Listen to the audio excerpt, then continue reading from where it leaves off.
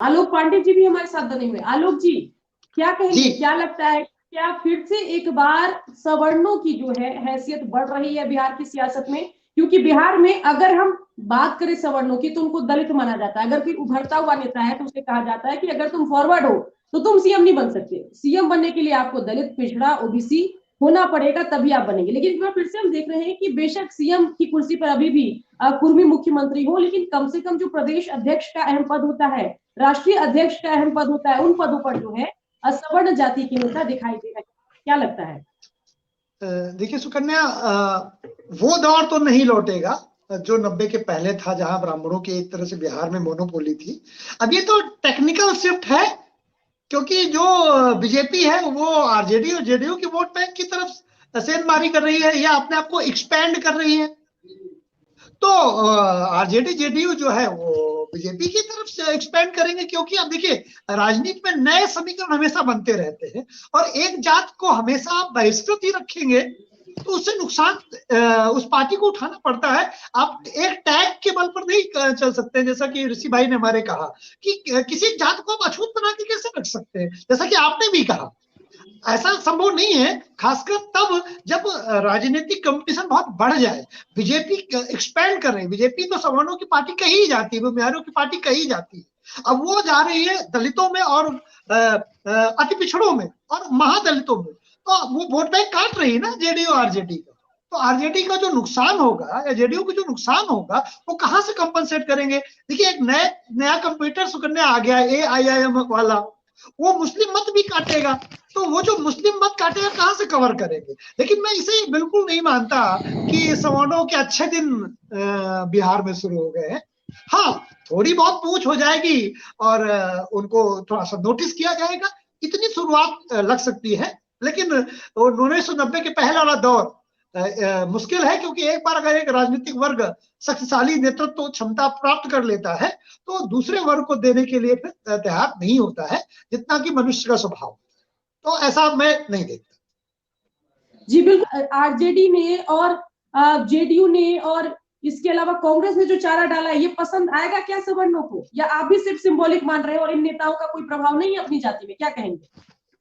सुकन्या, जितना मैं नेताओं को जानता हूं वो सिंबॉलिक तो शायद कुछ करते ही नहीं।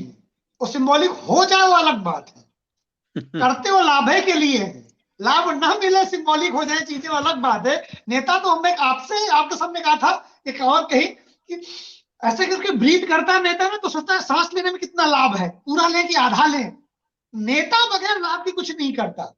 रह की बात, अब ऐसे समझिए इसको, जब दो प्लेटें टकराती हैं तो उठान आता है।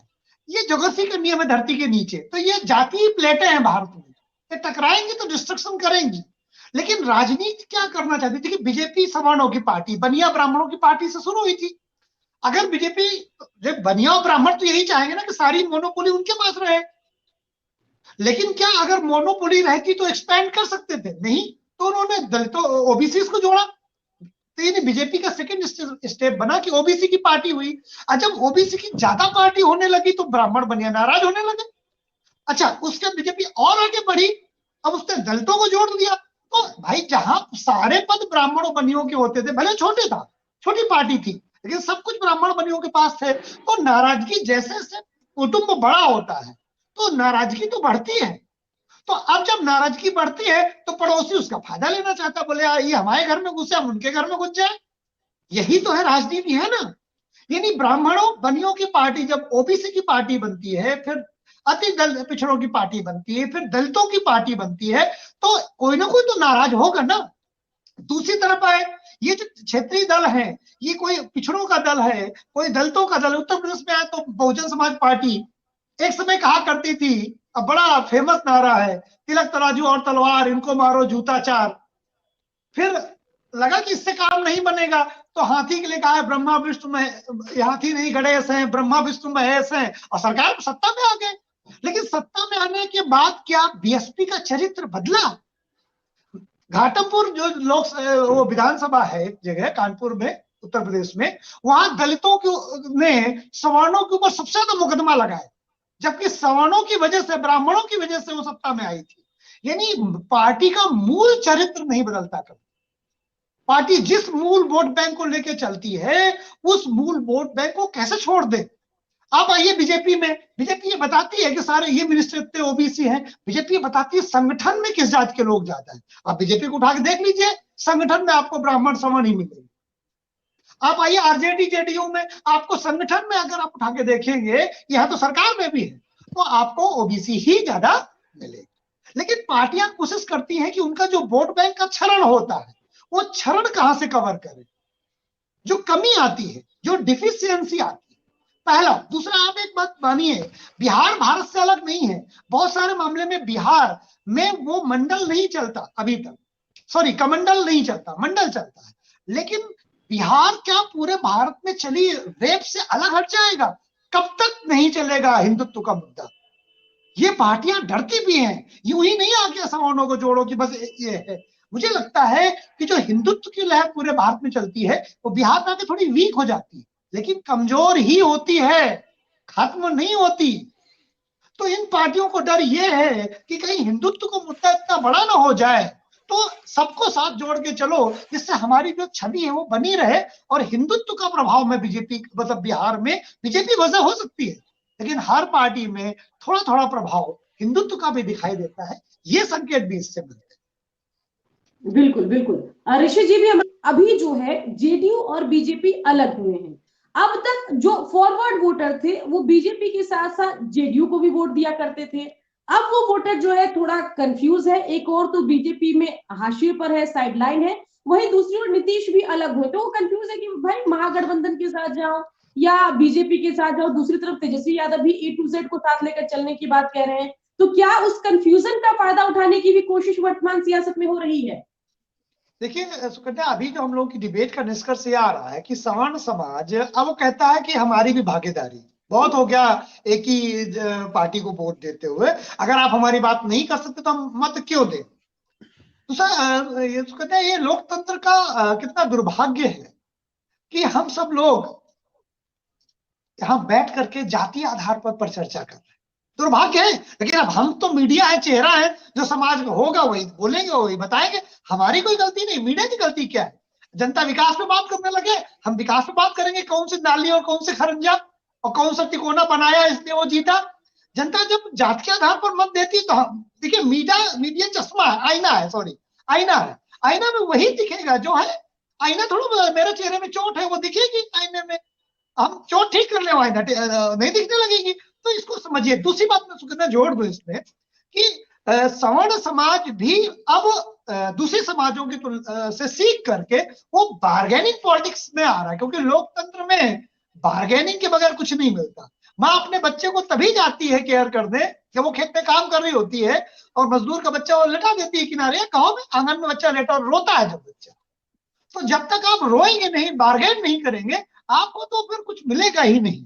तो इसलिए सवर्ण समाज वाकई कंफ्यूज होगा, और उसे कंफ्यूज होना चाहिए, क्योंकि जब आप कंफ्यूज होंगे तो ही कुछ एक नया निर्णय ले पाएंगे। वरना तो तय है कि सवर्ण है तो बीजेपी को जाएंगे, टैग लगे है, ओबीसी है तो आरजेडी जेडीयू को जाएंगे, या लोकुश है तो आप जेडीयू को जाएंगे, एमवाई है तो आप आरजेडी। ये तो बिल्कुल बंधा हुआ टैग है ना।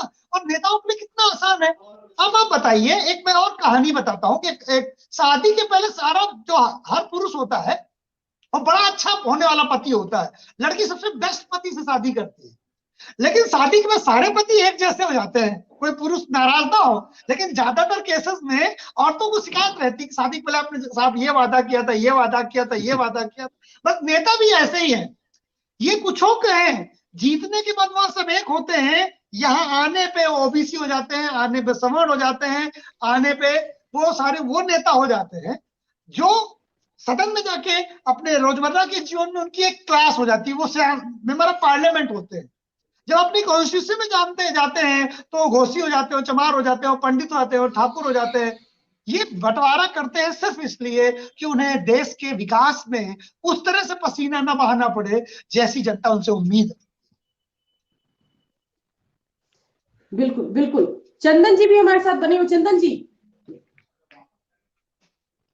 मैं तो ये कहता हूं कि अच्छी बात है जाति से हिंदुत्व की तरफ जाए। देखिए, भारतीय जनता पार्टी ब्राह्मण बनियों की पार्टी से ओबीसी की पार्टी, अति पिछड़ों की पार्टी, दलितों की पार्टी, अब पसमानदाओं की पार्टी। तो भारतीय जनता पार्टी अपना एक्सपेंशन लगातार कर रही है और वो एक्सपेंड करेगी। तो दूसरी पार्टियों को भी जो ये काम कर रहे हैं उन भारतीय जनता पार्टी से ही सीख रहे हैं, सीखना चाहिए।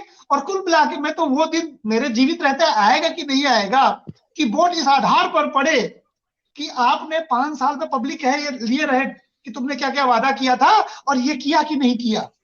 छोड़ो जाति, वो हम देख लेंगे। तुम बताओ वोट तुमको दिया था ना स्कूल बनाने के लिए, हॉस्पिटल बनाने के लिए, वो बनाया कि नहीं। हमें जरूरत थी, हमारा बच्चा रात में बीमार था, 12 बजे तुमने फोन उठाया कि नहीं। काश वो दिन क्या लोकतंत्र में आएगा और मेरे जीवित रहते आएगा।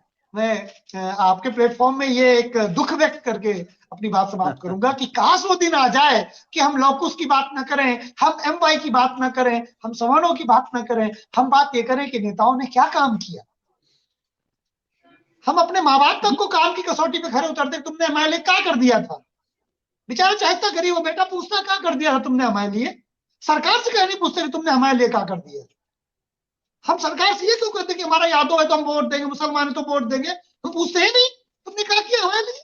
पूछो तो एक बार जरा जोर से, क्या किया हमारे लिए।